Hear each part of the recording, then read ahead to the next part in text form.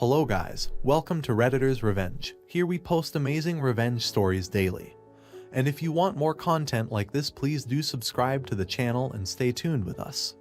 Moving on to today's first story, about how OP ruined his wife's career by making her unemployed because she did the same thing 7 years earlier, wrecking OP's entire life. Now story. When I saw her at my new workplace, I was extremely angry, and I wanted to do so many unspeakable things to her right then. 7 years was not long enough for me to recover from what she had for me. I lost everything and had to rebuild from scratch after she made everyone turn against me. I moved to a different state to get away from her, but my ex-wife was sitting there at the newest company where I was a senior executive manager. My history with Charlene is long and ugly, and I would have died happily without coming into contact with her ever again after our divorce. I met Charlene when I was still young and had a startup business that was doing well. We got married only 1 year after we started dating because she was pregnant with my child. Things between us started getting ugly after our daughter was born. Charlene spent most of her time at her parents' house, even though the baby was still very tiny, leaving her with a nanny. I complained many times and even told her parents about it, but they turned against me and said that I was putting too much pressure on her because she was depressed. Our communication became worse with time, and the only thing that we talked about was the child. When the child was a few months old, I found out that she was not mine and Charlene had been cheating with a colleague for a while. I kicked her out of my house that very night and went to file for divorce a few days later. During this whole time, I was the one providing for her, since she did not want to go back to work after giving birth. I did not stop her cards though, because I knew she had a child, and it was not the child's fault. I was not even supposed to have to pay her anything in the divorce. I did have proof that she had been deceiving me for years now, but she lied and said that I had been emotionally abusive and controlling towards her. Her parents lied on the stand and said that she had once gone to their house with bruises.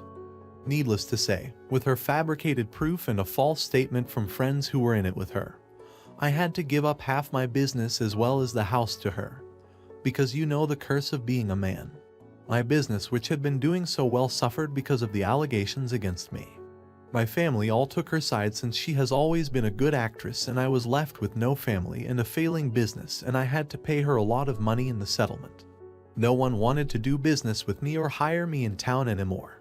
I moved away, with a lot of debt from trying to keep my business afloat while she kept my house, and a lot of money. For about a year, I worked at a company that paid me well, but most of the money went to paying off the debt. She, on the other hand, was living the dream, spending my money. In time, I stopped trying to find out about her life and focused on getting my life in order. That worked for me because 7 years after our divorce, I was one of the head executives in a very lucrative company. My company had just bought another company, and it was my job to supervise the CEO of that company to help with the transition and dissolve the company so that it would be part of our brand. On my first day back there, I saw her. She looked much older, but she was still the same person. And I was so angry that I thought of asking my company to remove me from the role. For years, I had been isolated from most of my family because they thought I was an abusive man, never mind that I did not touch her. And she trapped me into marrying her. After the first meeting, she came to my office, acting all nice and offering to show me around since she was a friendly face. I think she just knew that she was screwed. That was why she thought to soften me up and butter me up. I told her that I already had a tour and for her to leave me alone. I had so much anger within me, and she did not leave my mind for the rest of the day. I wanted to fire her, and even though I had the power, I could not legally do it for no reason. So then, from that day on, I had one main thing I came to the office to do, and it was to give her hell. From what I could read from her file, she had been working there for the past 2 years and was okay at doing her job. I guess the money she milked from me had finally run out. So, I did my best to make her life a living hell. The first thing I did was give her a written warning when she was late to work. Her boss suggested that it should just be verbal, but my word was much more important than his, so I have her a warning. Her excuse was that her daughter was not feeling well, but I did not give a damn. Later that day, she made a small error in a report that I requested from her. I made her redo it and reprint everything, knowing full well that the printer was broken and would take her a long time in a non-AC room full of dust and head. Then, when everyone was about to leave for the day, I made her stay an hour extra to do something useless because I wanted to waste her time. A few days later, my assistant from the other company came to work for us, but there was a shortage of offices. So, I made Charlene give up her office and made her take a small stuffy room with no AC that no one wanted, knowing full well that it was smack in the middle of summer and the heat was killing everyone. She was so angry when she had to pack her things that I thought she was going to knock me out. I heard her bitching about me to some of her colleagues, but that just made me send the extra work that she could not manage. She was always at the office, working without taking lunch breaks because I kept on demanding from her. She was also up for a promotion, which I knew everyone in the office wanted. I knew that she was probably the most deserving because of her work over the past couple of months and the way her boss spoke about her. I suggested that someone who had worked with the company for longer get the promotion rather than her. She barged into my office after the receiver of the promotion had been announced and said that she was going to make me pay for what I had done. A few days later, my past with her was all over the office after an anonymous email had been emailed to everyone. My bosses already knew of my divorce, and I did not have a criminal record, so I was just asked to stay home for a few days. I got one of the guys in tech to trace the email, and it was traced back to her. I lodged a complaint against her for slander, which got her into a lot of trouble with the company. There is a very strict rule in the company that no one is allowed to slander or be caught gossiping about anyone else and their private life. If I was on the committee, I would have asked them to fire her, but because I was so close to the case, I had to sit it out. She had to stay home for several days because of the email she had sent. I also nearly lost my position in her company because of that, but thankfully I did not. I left her alone for a few days while I thought of a way to make her leave the company, and me alone. I hated seeing her face every single morning. It only brought me pain. It was funny that in the end, she sabotaged herself into leaving the company, and I did not have to get my hands dirty. At the end of the year, there is a fundraiser that we do at the company weeks before closing for the year. I was not involved in the planning. All I had to do was oversee how everything was going because it was the day their company was announcing that it was changing its name. We had a strict no alcohol or drugs policy at the company, especially with clients present. By the time the event started though, I had to put out so many fires, most of them coming from her department, which was responsible for the presentation. While the meeting was happening, however, several of the interns were acting funny, like they were high or drunk.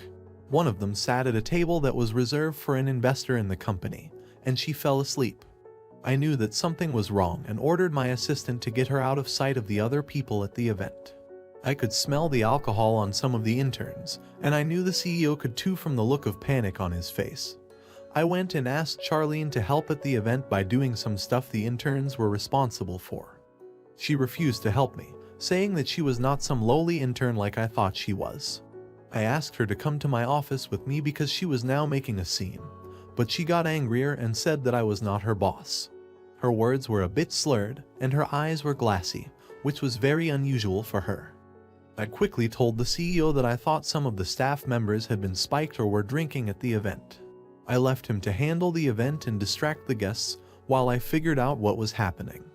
We did a quick breathalyzer test on the interns who were denying that they had any alcohol in the first place, and they failed the test. I asked them to tell me where they got the alcohol so I would not get them into trouble, but they did not want to say anything. I decided that we were most likely going to terminate their contracts if they did not tell us anything. Then one of them confessed that they had stolen some of the wine that was in my office. I was furious and ready to fire them, but not before they told me something even juicier. They told me that my ex had sent them to get some wine that they could share before the event. I wondered why she would be so stupid as to do that when she knew the company's policy on alcohol consumption by staff. Even though I was not allowed to drink alcohol at work, it was a measure put into place as some people drove themselves to and from work events and would get into trouble with the law if they were caught drinking. I called her to my office and asked her to confess to what she had done because if she did not, there were already witnesses. She said that she had messed up, but she needed to drink because she found out her boyfriend was cheating on her. But I was too clever to fall for her tricks. Anything that came out of her mouth I considered a lie. I knew that she most likely wanted the interns to mess up the event once they were drunk, and who would get into trouble for failing to host the event with no problems. Yours truly. I told her that what she had done was going to make it very difficult for her to continue working at the company. She already had 2 warnings, so a third one was going to cost her the job. I let her know the humiliation she was going to face once everyone knew how she tried to sabotage the event that they worked so hard on. I enjoyed watching her squirm and try to find an excuse to get herself out of the mess. I told her to go home for the rest of the day and we would deal with the matter the next day. She started crying in my office, saying that she needed the job and that she did not mean to steal the client's wine from my office. She said that she had no idea the interns would drink so much wine, and she would pay it all back if I let her off the hook. I calculated for her how much it cost, and she was very shocked, so she began begging me to let it go. She knew that I was being so hard on her because of our past together and she wanted to fix things between us. I reminded her of how no one wanted anything to do with me after her wild accusations. She got my house, and she took away my daughter from me. She told me that she was sharing custody of her daughter with the father, and she did not have the house anymore, hence her move to a different city. A long time ago I would have cared, maybe even felt sorry for her because of the way her life was so messed up. But I did not care anymore. She went home and I went back to handling our fundraiser. By the end of the day, I had told her boss everything that she did, and he was furious and wanted to fire her immediately. I, on the other hand, wanted her to have a long and humiliating disciplinary event. I enjoyed having the power to decide where her future with the company would be, just as she had decided my future for me all those years ago. The next morning there was an email of resignation from her. She wanted to resign effective immediately. But I had other plans for her. Everyone at the office now knew what she had done, and she was the talk of the company. I forced her to serve 2 weeks of notice before letting her go. The company also sent her an invoice for the alcohol that she had the interns steal from my office. I wanted to lay a charge of theft against her if she did not eventually pay us the money that she owed us. She served her 2 weeks, but I made sure that they were hell. I did her a favor by giving her tons of work so she would not have to leave her office and face the other employees who were not very happy with her. They worked hard to organize the event after all. She was very miserable during her last days at the office, and on the last day when she packed her stuff, she came to my office. She gave me the money that she owed on the wine and said that she hoped I was happy now that she was out of a job. I told her that it was her choice to resign. At least she would keep some of her dignity, which she would not have if she was fired. When she finally left the company, I was so happy that I felt like throwing a party. I was satisfied now that she had lost everything like I once had. Maybe she would start over at a new company, but she could not use our company as a reference when looking for work. I had forgotten about her months later when I was driving to a meeting for work when I saw her on the street where jobless and homeless people can be found. I almost did not recognize her because of how terrible she looked with a sign asking for employment. I wondered how she had fallen so low when she used to have so much. Even when I lost everything, I did not find myself on the streets. It was her fault and life was punishing her for the lies she told about me that cost me everything I had. That is why, in my opinion, revenge stories about cheaters are the most satisfying since they completely deserve it. In this scenario, OP's ex is a witch since she destroyed Opus's existence 7 years ago to hide her infidelity. And now other innocent interns' careers are in jeopardy because of her. I felt sorry for her daughter, who does not deserve to live with such a horrible person. Guys, let me know your opinion about this story in the comments section, since I love reading your opinion. So before moving to the final story, please hit the like button and do subscribe to the channel to stay tuned with us for more awesome stories. Now moving to our final story, in which OP took sweet and satisfying revenge on his student after they pranked him, and made all his students realize whom to never mess with. Now story. I spent about 10 years teaching high school humanities at a small private school. For my first 2 years, I didn't have a classroom, just a small office. I would bring what I needed for each class on a cart and go from room to room, depending on which teacher had a prep at any given time. This was incredibly inconvenient and, not being the most organized of teachers, to begin with, made things difficult to keep track of. There were a group of 11th grade boys who decided to make things a little more difficult for me. They were good kids, we got along well. I coached several of them on the school soccer team, but they decided that since my office would often be empty, it was a great place to prank. It was never anything too serious, things falling over when I opened the door, or things disappearing for a day, and then turning up in a different place the next day. Nothing was ever damaged, and I could never prove who it was, even though I knew. My school had mandatory final exams in each academic course. I didn't think they were necessary, so I would generally make them pretty easy with a lot of preparation. I would give out study sheets and play review games for a couple of weeks before the test, and there was no reason the students wouldn't do well on them. I had the approval of the admin to do this, as they weren't particularly fond of the final exam rule either. It was a school board policy. A few nights before the offending boys had their exam, I had a brainwave. I created a second exam. Gone were the multiple choice questions and obvious things from the review sheets. In their place came detailed questions about concepts that were briefly mentioned in class, essay question after essay question. Ambiguous questions with no clear answers, definitions of words that there was no way they knew. It took a couple of hours. But I laughed the whole time. When the test came, I had the special exams at the bottom of the pile and handed them out to each of the 4 or 5 boys. I told my vice principal what was happening, and he insisted on being present.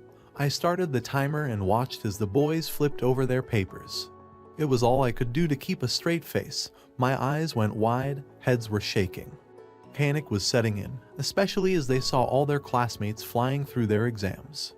One of the boys raised their hand. "Sorry, no questions during the final. You should be prepared based on your study sheets." I let them go for about 5 or 10 minutes of terror before I gathered the fake tests and gave them the real ones. They all passed with flying colors and never pranked my office again. It was glorious. Now that's it for today. Here is the end of our final story. I hope you're enjoying my content. Guys, let me know your opinion about this story in the comments section. And before leaving, please hit the like button and do subscribe to the channel to stay tuned with us for more awesome stories.